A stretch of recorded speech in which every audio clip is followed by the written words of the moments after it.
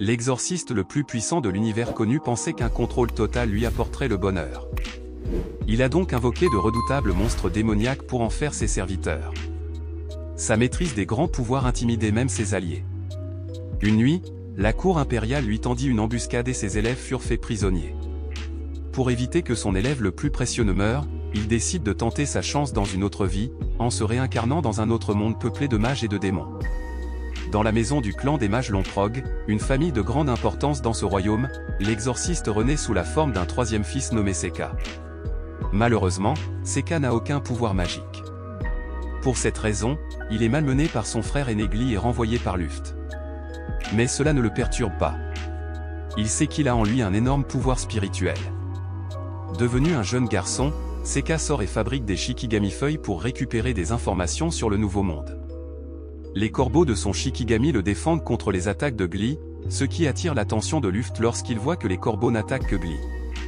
Seka, né d'une maîtresse, doit faire face à un manque de respect de la part du reste du clan Lomprog. Avec l'aide de son Shikigami, il découvre qu'il s'agit d'une civilisation vaste et technologiquement avancée, pacifique et prospère. Un jeune colocataire, Yefa, s'est pris d'affection pour Seka et l'aide à récupérer ses vêtements que Gli cache souvent pour l'intimider. Malgré le harcèlement continu de Gli et ses affirmations selon lesquelles Seka ne pourra jamais entrer à l'académie de magie, Seka trouve le moyen de participer à une séance d'entraînement à la magie dirigée par leur père. Les deux frères tirent sur des cibles avec leur père comme entraîneur, taquinant Seka pour son incapacité à faire de la magie. Gli met Seka au défi de lancer un sort sur la cible, mais Seka, qui a fait le vœu de ne pas rechercher le pouvoir, doit trouver un moyen de rester fidèle à ses convictions tout en évitant de passer pour un faible.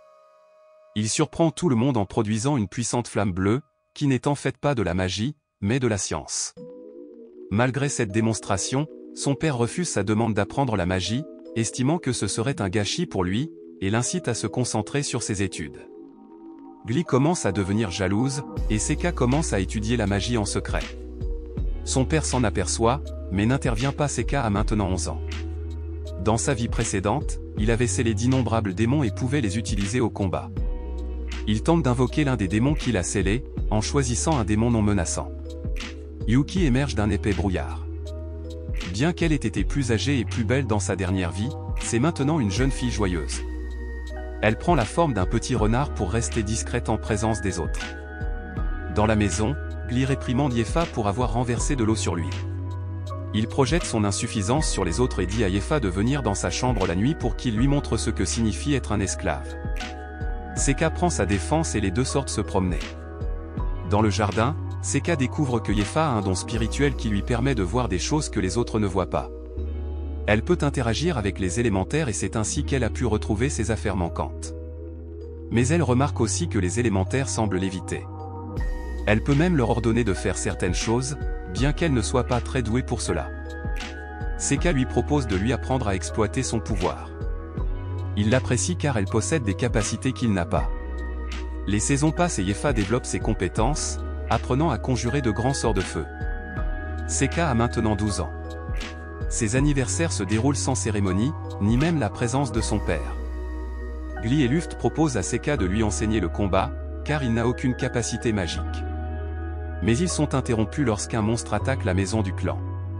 Il s'agit d'un Newt ancien, un ennemi redoutable dans ce monde. Gli a peur et se cache sous une table. Yefa utilise ses nouveaux pouvoirs pour se défendre contre le Triton. Seka utilise un sort pour l'achever, l'Oniflamme empoisonnée. Le clan l'applaudit pour son courage. Il est maintenant clair pour le clan que Seka est un atout précieux et qu'il mérite le respect. Seka se rend compte qu'il doit être plus rusé dans cette nouvelle vie. Le père de Seka continue d'être surpris par ses talents et craint quelque peu son potentiel inexploité. Un festin est préparé pour célébrer l'événement. Le père est maintenant impressionné et félicite Seka pour sa victoire. Seka demande à s'inscrire à l'académie de magie de l'Adonia pour contribuer à l'Empire. Son père accepte, ce qui surprend tout le monde. Il demande une dernière chose, amener Yefa, qui prouve alors à la famille qu'elle a le pouvoir de l'accompagner. Gli est furieux et crie que la tradition veut qu'un seul membre de la famille soit admis à l'académie. Leur père accepte et annonce à Gli qu'il devra désormais s'engager dans l'armée. Dans une dernière tentative pour changer son destin, Gli défie Seka en duel, dont le vainqueur ira à l'académie. Ce duel aura lieu le lendemain, avec leur père comme juge. Il aura lieu le lendemain, avec leur père comme juge. Dans la chambre de Seka, Yuki apparaît pour la réconforter, mais Luft arrive. Il s'excuse de ne pas avoir su s'entendre avec lui au fil des ans et lui offre un cadeau d'anniversaire. Il laisse le passer derrière eux et Luft commence à soutenir le voyage de Seka. Glee fait exploser la fenêtre de Seka pour l'affronter en duel plus tôt que prévu, espérant prendre Seka au dépourvu. Il attaque Seka avec un barrage de sorts, mais ce dernier est indemne. Seka se protège de l'assaut sans bouger d'un poil. Il riposte avec une incantation de paralysie. Glee ne peut s'empêcher de s'agenouiller de douleur et d'accepter son sort. En aparté, Seka révèle qu'il a invoqué un autre monstre du plan de l'esprit 6 mois plus tôt pour trouver et attirer un triton ancien dans la maison du clan. Tout était prévu depuis le début. Yuki se demande pourquoi Seka a choisi un monde rempli de personnes faibles, et il lui rappelle qu'il a choisi ce monde pour devenir une personne faible. Dans une calèche, Seka, Yuki et Ifa se rendent à l'académie. Seka offre à Ifa un collier avec un pendentif en forme de trèfle et des pierres magiques, et ils continuent leur route vers la ville magique de Ladonia. Le père de Seka se souvient du jour où Seka est apparu sur le pas de sa porte. C'est l'enfant de son jeune frère Gilbert. Ce dernier a disparu il y a longtemps dans les royaumes des démons. Son père, qui est désormais son oncle/tuteur, commence à se demander comment Seka peut avoir ses capacités. Il se sent mal d'avoir envoyé Glide à l'armée, mais pense qu'il est plus sûr pour le monde de le faire.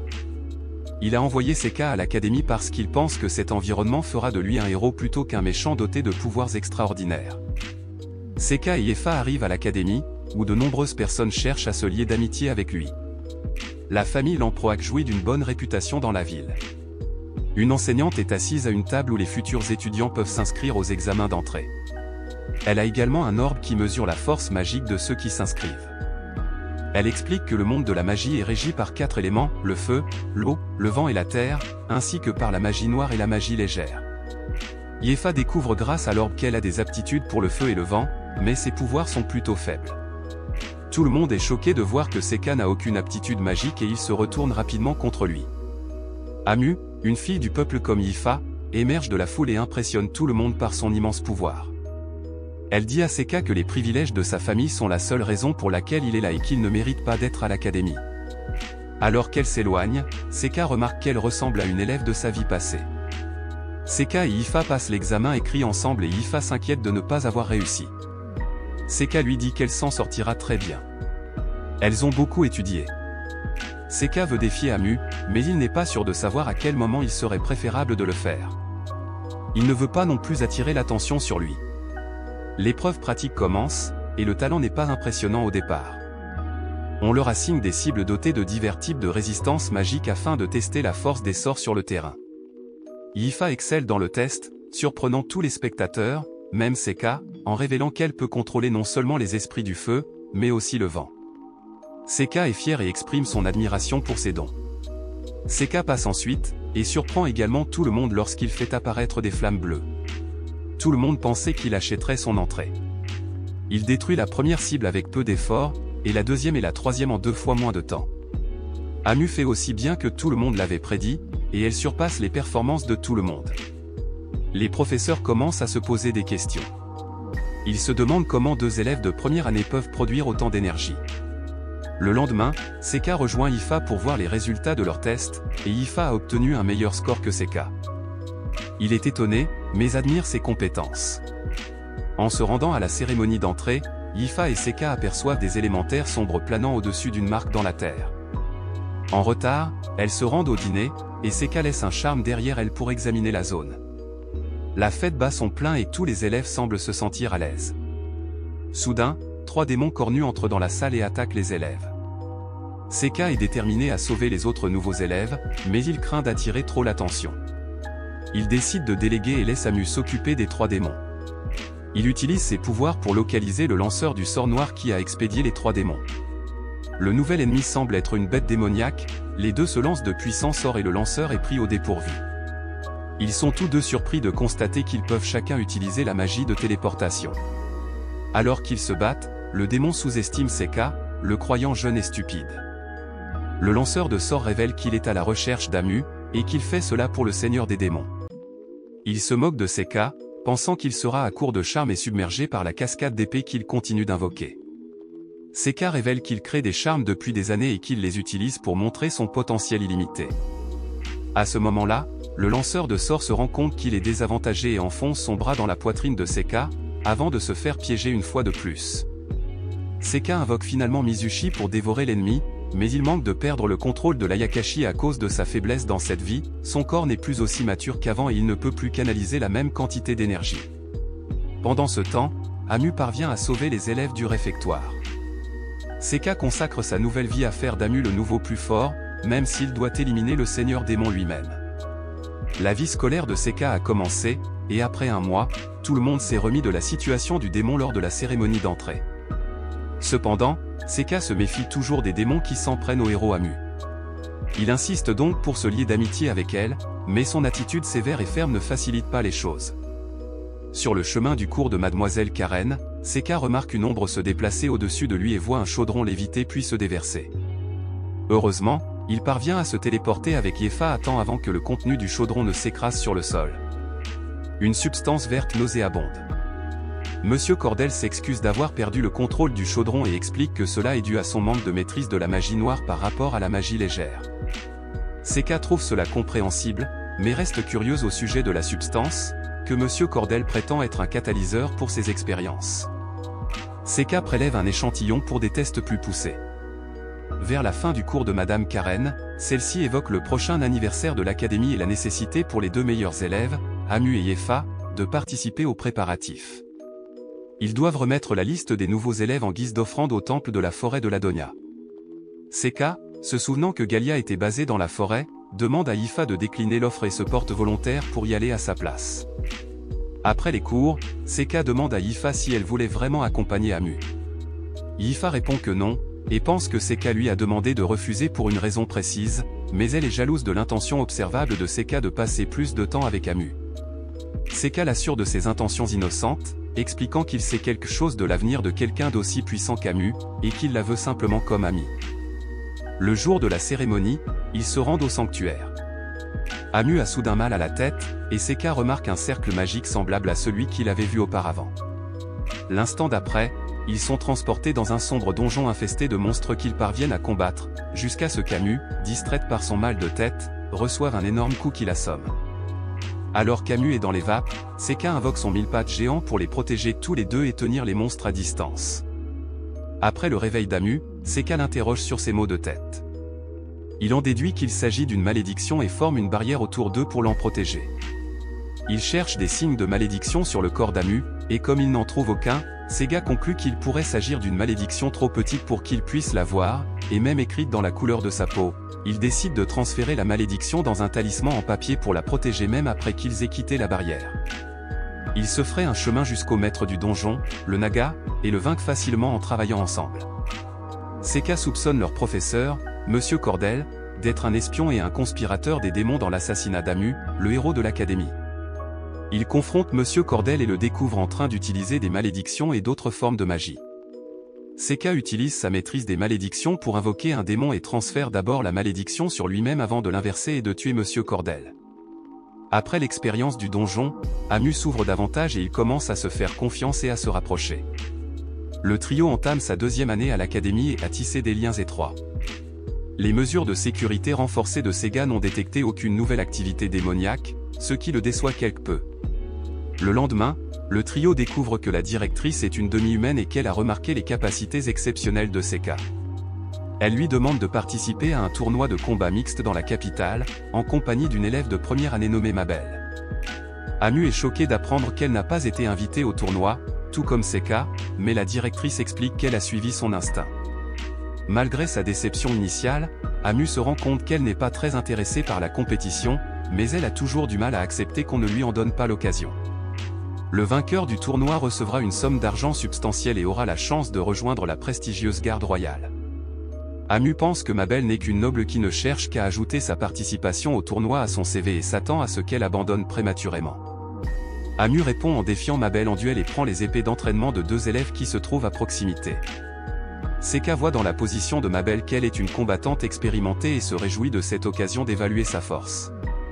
Le duel commence, et Mabel bloque facilement les attaques d'Amu avec une épée imprégnée, et gagne avec une contre-attaque rapide.